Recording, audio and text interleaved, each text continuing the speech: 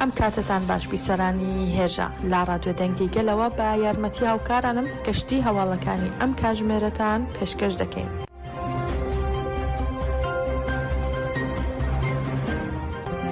لە ستۆکۆلمی پایتەختی سوید 14هەمین کۆنگرەی ناوەندی کۆمەڵگەی دیموکراتیک بە ئامادەبوونی نوێنەرانی لا ڕێکخستنەکانی بەڕێوەچوو. کۆنگرەکە بە خولەکێک ڕێزگرتن بۆ یادی شەهیدانی ڕێگازاری دەستی پێکرد و پاشان دیوانی کۆنگرەکە دانرا و وتاری کردنەوە و گرنگی هەلومەرجی بەهێزکردن ڕێکخستنەکانی کۆمەڵگەی مەدەنی لە ئەوروپا خرایە ڕوو.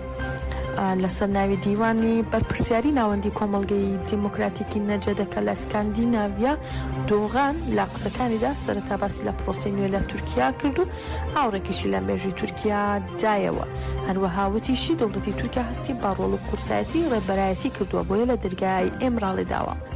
هەر لە کۆنگرەکەدا وتاری سەرۆکی پارتی چەپی سوید کە ڕەوانەی کۆنگرەکە کرابوو پێشکەش کرا و هەروە وتاری کۆمیتەی ڕێکخستنەکانی پەژاکیش پێشکەش کرا و تیایدا ڕایانگەیان پرۆسەکە و نیشان دەدا کە پێویستی کار و خەبات زیاتر هەیە بۆ ئەوەی کە پەژاک ببێتە پاڵپشت بۆ پرۆسی نوێ لە تورکیا و کوردستان.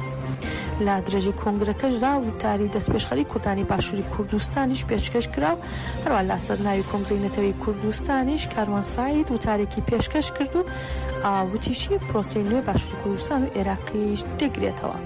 وتاری کۆمیتەی کەژاری سویدیش پێشکەش کرا و وتاری ژنانی ساراش ئەویش لە کۆنگرەکەدا پێشکەش کرا.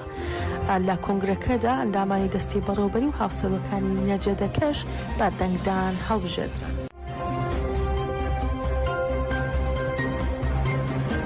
لە شاری زوریخی سوئیسرا کوردان و دۆستانیان دژی گەمارۆ و دەست بەسەرکردن و ڕێگریەکانی سوپای عێراق لەسەر کەمپی پەنابەرانی شەهید ڕۆستەم جوودی گربوونەوەیەکی ناڕەزایەتیان ئەنجامدا و بە ناوی ناوەندی کۆمەڵگەی دیموکراتیکی کوردانی زوریخەوە بەیاننامەیەکیش بە زمانی ئاڵمانی خوێندرایەوە. ئاماژەیان بەوە کردبوو کە فشارەکان لەسەر کەمپەکانی مەخموو بەردەوام و پێداویستی سەرەتاییەکان دابین ناکرێن و هاوکاریە مرۆڤیەکانیش ڕاگیراون. نوێنەرانی کەمپەکەش با شێوەیەکی هەڕەمەکی دەست بەسەرکراون. هەر لە ڕاگەیاندراوەکەدا ئاڕایانگیان پێویستە دەست بەجێ گەمار و ڕێگریەکانی سەر کەمپی مەخموور هەڵبگیرێت و دان بە دۆخی پەنابەرانی دانیشتووی کەمپەکەدا بنرێت و هەروە وتیشان پێویستە کۆمەڵگەی نێونەتەوەی و نەتەوەیە گرتوەکان لەسەر ئەم بێیاساییە بەرپرسیار بن و بە پەلاش هەنگاو بنێن. 14هەمین شەوی کەلتور و هونەر کە بە بەرخۆدانی سیاسەت و کەلتوری گەلی کورد بە بەرهەمی هونەری کۆکردێتەوە لە جنێڤ ئەنجامدرا. لەلایەن کۆمەڵگەی کوردی دیموکراتیکی جنێڤەوە ئاهەنگەکە ئەنجامدرا و لەوێدا ئاماژە بۆ کرا کە تێکۆشانی ئازادی و هەبوونی گەلی کورد لە گۆڕەپانی کەلتور بەردەوامە. هەروەها بامەبەستی بە بیرهێنانەوەی شەهیدانی تێکۆشانی ئازادی خولەکێک ڕێزگیرا و پاشان بەناوی ناوەندی کۆمەڵگەی کوردی دیموکراتیکی جنێڤ سەدقی دەمیر وتی تاکو ڕێبەرۆ جەلال ئازاد نەبێت ئەم تێکۆشانە ناوەستێت و بەرخۆدانمان بەردەوام دەبێت. هەروە سەرۆکی کانتۆنی جنێڤی پارتی سەوزی سوئیسرا و سەرۆک شارەوانی هەرێمی ئۆنیکسی کانتۆنەکە بەشداری ئاهەنگەکە بوون و پشتگیریان لە تێکۆشانی گەلی کورد کرد و وتیان بەڕێز ئۆجەلان دەبێت ئازاد ببێت و دەبێت هەموو گەلان بە شێوەیەکی ئازاد با زمان کولتور و شۆناسی خۆیان بژین. لەلایەکی تریشەوە ئەندامی دیوانی هاوسەرۆکایەتی کەجەدەکە موسا فارسوغلار ئاماژەی بۆ کرد کە گەل بە بەرخۆدانی کەلتوری مێژوویەکی نوێ دەئافرێنێت و وتی فەلسەفەی ڕێبەر ئۆجەلان شۆڕشێکی ئەخلاقی و کولتوریە و هەروەها ژیان بەبێ ستاتۆش قبول ناکرێت و وتیشی دەبێت هەموو وڵات پارێزێک دەبێت بە شێوەیەکی چالاک بەشداری پرۆسەکە بکات و هەموو گۆڕەپانەکان بگۆڕن بۆ سەنگەری بەرخۆدان.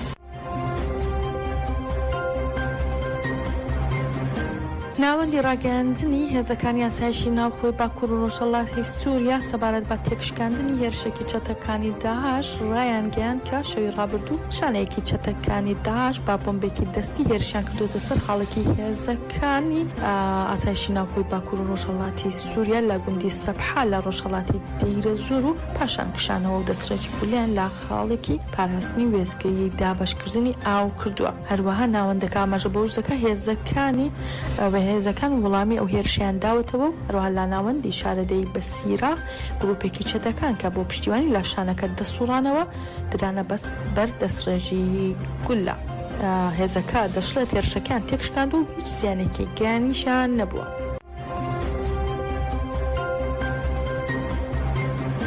نووسینگەی ڕاگەاندنی سەرۆکایەتی کۆماری عێراق سەبارەت بە سەردانێکی سەرۆکۆمار بۆ فەڕەنسا ڕایگەاندووە. دکتۆر لەتیف جەماڵ ڕەشید سەرۆکۆماری عێراق لەگەڵ شاناز ئیبراهیم ئەحمەد با سەردانێکی فەرمی بەرەو فەڕەنسا بەڕێکەوت بە مەبەستی بەشداریکردنیان لە سێمین کۆنفرانسی نەتەوە یەکگرتووەکان بۆ ئۆقیانوسەکان. هەروەها نووسینگەکە ئاماژە بەوەش دەکات لەو سەردانەدا هەریکە لا فواد حوسێن وەزیری دەرەوەی عێراق و ژمارەیەک لە لێپرساون یاوەری دەکەن. جێ ئاماژەیە سێمین کۆنفرانسی نەتەوە یەکگرتووەکان لە شاری نیسی فەڕەنسا لە نۆ بۆ سیانزی حوزیران ئەمساڵ بەڕێوە دەچێت و بۆ ماوەی 5 ڕۆژیش بەردەوام دەبێت. سەمیر غەتاس وتەبێژی نوێنەرایەتی نەتەوەی یەکگرتووەکان بۆ هاوکاری یۆنامی لە عێراق سەبارەت بە کۆتایی هاتنی ئەرکەکان لە عێراق ڕێگەیان لە کۆتایی ئەمساڵدا و لە 31 کانونی یەکەمدا کارەکانمان لە عێراق کۆتایی دێت و تا ئێستا هیچ گفتوگۆیەک نییە بۆ نوێکردنەوەی مانەوەمان لە عێراق. بڕیاری کۆتاییش درراوە و هەروەها ژمارەیەک لە کارمەندەکان کاری تەواوکردنی هەندێک بابەتی دارایی و کارگێڕی دەکەن تا دوای کۆتایی هاتنی ئەمساڵ دەمێننەوە و تاکوکارەکانیان تەواو دەکەن. سەمیر غەتاس ئاماژەی بۆش کردووە 23 ئاماژراوی گەشەپێدان دەمێننەوە و بەردەوام دەبن لە کارەکانیان لە عێراقدا. ڕۆژی 27 مانگی ڕابردوو حکوومەتی عێراق ڕایگەیاند لە چوارچێوەی ڕەتکەوتنەکان لەگەڵ نەتەوە یەکگرتووەکان بۆ کۆتایی هێنان بە کارەکانی بینای یۆنامییان لە مووسڵ وەرگرتووە و هەروەها باسم ئاوادیش وتەبێژی حکوومەتی عێراق دووپاتی کردوێتەوە. پرۆسەی وەرگرتنی باڵەخانەکانی دیکەش بەردەوامە. لە 8 نیسانی 2024 حکوومەتی عێراق لە نامەیەکدا بۆ ئەمینداری گشتی نەتەوە یەکگرتووەکان داوای کرد کە ئەرکی یۆنامی لە عێراق تا کۆتایی ساڵی 2025 کۆتایی بێت. ئیسماعیل بەقایی وتەبێژی وەزارەتی دەرەوەی ئێران ڕایگەیاند سزانیەکانی ئەمریکا بۆ سەر ئێران کە لە چوارچێوەی سیاسەتی زۆرترین فشاری نامرۆڤانە و شکست خوارد و دژبەگەلی ئێران سەپێنراون جگەلەوەی کە نایاسایین و پێشلکردنی بەناما و نۆرمەکانی یاسایی نێودەوڵەتیە بەڵگەی زیاترە لەسەر دوژمنایەتی قوڵ و بەردەوامی ڕژێمی دەسەڵاتداری ئەمریکا بەرامبەر بە گەلی ئێران. بەقایی دەشڵێت گومانی تێدا نیە سزاکانی ئەمریکا بۆ سەر ئێران بۆ چڵکردنەوەی فشارەکانە بۆ سەر هەموو هاوڵاتێکی ئێرانی و بێبەشکردنیانە لە مافا سەرەتاییەکانیان. ئالجیاماژەیە وەزارەتی خەزانەی ئەمریکا هەینی ڕابردوو بڵاوی کردەوە ئەمریکا کۆمەڵە سزایەکی نوێ بەسەر ئێراندا سەپاندووە کە 10 کەس و 27 لایەن یاخود دامەزراوەی لەخۆگرتووە.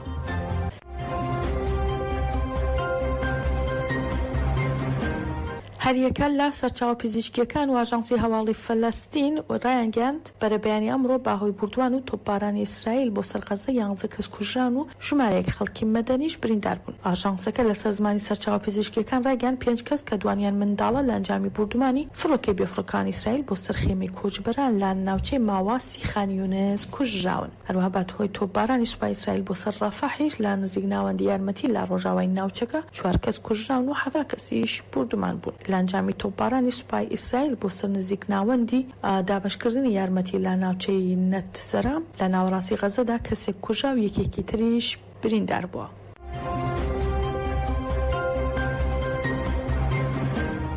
زەهرا بەهروز ئازەر جێگری کاروباری ژنانی ئێران لەبارەی توندوتیژیەکانی دژباژنان لە ئێران لە لێدوانێکدا بۆ ڕۆژنامەیەکی ئێرانی دەڵێت لە ڕۆژهەڵاتی کوردستان و ئێران ئاستی توندوتیژی خێزانی دژباژنان بە ڕێژەی 30% زیادی کردووە هەرچەند ئامارەکان دەشاردرێنەوە. هەروەها زەهرا بەهروز ئازەر بە ئاماژە بۆش دەکات پێویستە بە وردی لێکۆڵینەوە لەسەر کەیسەکان بکەین و هەروەها دەبێت لە ناکاوی کۆمەڵایەتی باری لە ناکاوی کۆمەڵایەتی بە جددی وەربگرین پێش ئەوەی کارە ساتی لێ بکەوێتەوە. چی ئاماژەیە لە ڕۆژهەڵاتی کوردستان و ئێران توندوتیژیەکان دژباژنان زیادی کردووە و ئامانجیشان بێدەنگکردنی ژنانە و لێدانە لە خەبات و تێکۆشانی ژنان لە پێناو بەدەستهێنانی مافەکانیان و چەسپاندنی دادپەروەری.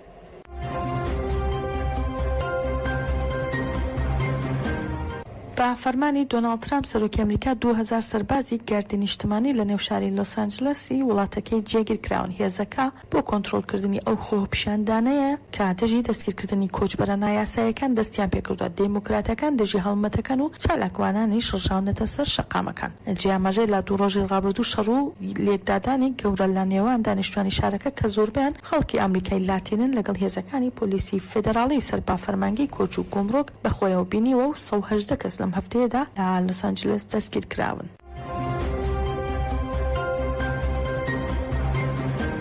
کەشتی هەواڵەکانی ئەم کاتژمێرەمان پێشکەشکردن هەر شاد بن.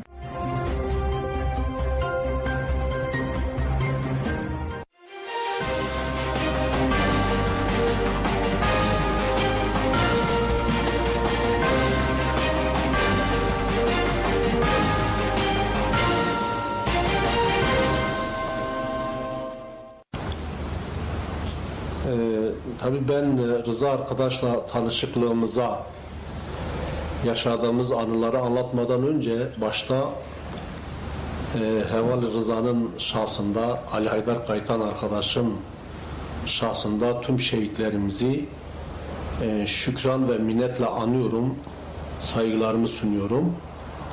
Rıza arkadaş dediğim gibi yani anılarını anlatmak hem zor hem kolay. Sebebi şu: zordur çünkü şehadeti gerçekten bizde bir hüzün yarattı. Çok arkadaşlarımız oldu. Beraber epey zaman geçirdik. İyi anılarımız oldu. Hoş geçirdiğimiz dönemler oldu. Dolayısıyla da Heval Rıza'nın anılarını anlatmak, hayatını dile getirmek hem hüzün verici hem de tabii ders çıkarıcıdır. Bu açıdan diyorum biraz zor. Kolay ama Heval Rıza çok hayat dolu, esprili, zeki, oldukça arkadaşlığı güzel bir arkadaştı. Onun için insan onunla her zaman yaşamak isterdi. O açıdan da çok sade ve güzel bir yaşamı vardı ve kolaydı anlatılması.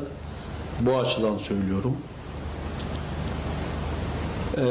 Heval Rıza ile biz takriben 96 mı 97 mi ben tam hatırlamıyorum o devreyi. Çünkü ben önderlik sahasında hem 96'da kaldım hem 97'de kaldım. O dönem ilk karşılaştık ve gördüm. Orada karşılaştık. Daha önce adını duymuştum. Dışarıdayken, geriladayken, cezaevindeyken Heval Rıza'nın işte cezaevi direnişini, yaşamını, onu tanıyan, bilen arkadaşlar anlatıyorlardı. Yani o konuda bilgimiz vardı.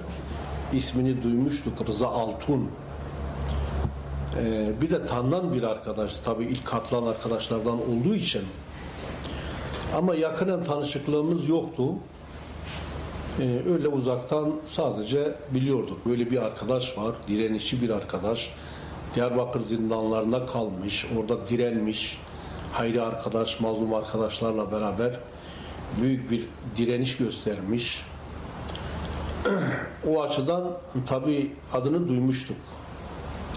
Ama fiilen karşılaşmamız ve görüşmemiz 96 mı veya 7 mi tam hatırlamıyorum.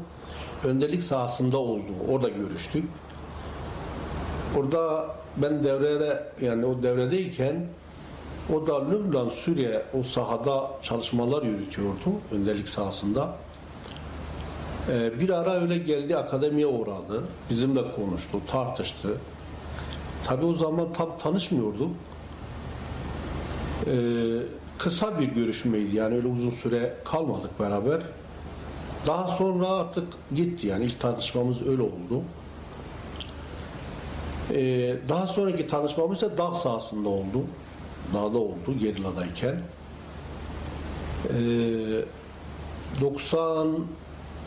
2007 veya 8, evet 2007 veya 8'de Hınere'de beraberdik bir ara. Diyebilirim ki 2007-8'den sonra 2014'ün ortalarına kadar ya da yazına kadar hemen beraber kaldık. Aşağı yukarı yani. Yani kısa ayrılaş şeylerimiz oldu ama belki ayrı kaldık.